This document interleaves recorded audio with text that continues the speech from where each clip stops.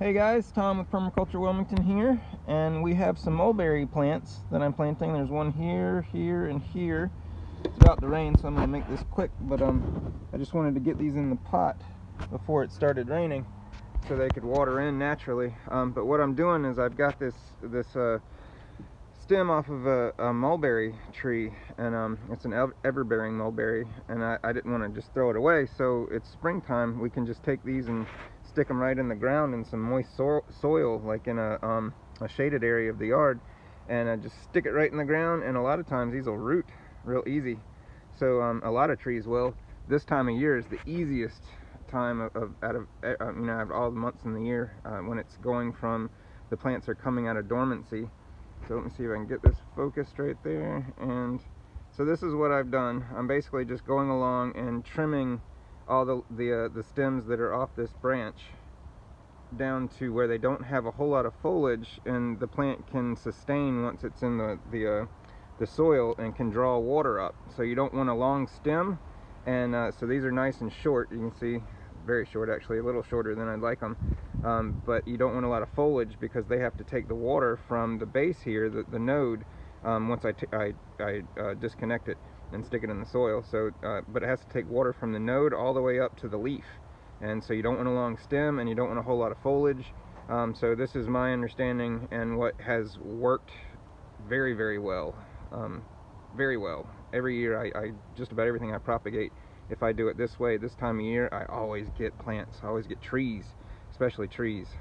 So guys, this is just a little easy tip I wanted to show you guys. It's really hard to do without two hands, but I'm just basically, I should be using a razor blade and cutting them right at the base, and then taking these, and I'm just making a hole in the soil, very, very shallow. Let's see if I can get it focused.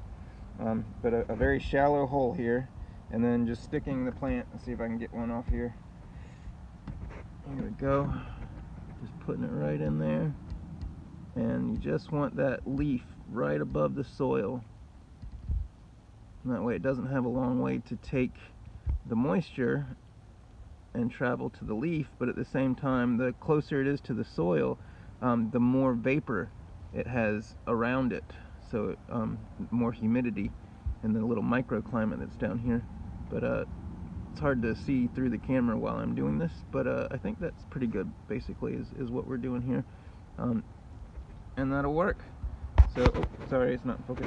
Let me just show you real quick what I've done. So, it's right above the soil line is the point. Alrighty, guys. So this is Tom with Permaculture Wilmington, planting some mulberries, and just trying to root them. I'm not using root hormone. My understanding is we don't need that if we have really good soil. And this is from a wine cap swale. So, and I've got also underneath a lot of the oak trees in my yard, I've got wine caps inoculated into wood chips because they're mycorrhizae with oaks. So there's a lot of mycelium in this soil, and these are perennials. So that's what we need is fungal dominated soil for forest loving trees. So that's what we're doing, guys, and hopefully these will root, and I'll give you an update if they do. I've taken all these stems, so like see all these nodes, there was a stem on every single node, and I put all of them in the pots that are over here. So if they do root, I can, I'll take them with me, but it's going to be a few months before that happens, before I even see them, notice them, that they're still alive probably. So that's why I put them in the pots. But normally I put them along the fence back here, or like in a shady spot under a tree. But yeah, man, it's about to storm. So making this short, hope you guys are doing well. Tom with Permaculture Wilmington, and this is our spring season, moving into spring now. So have a great day.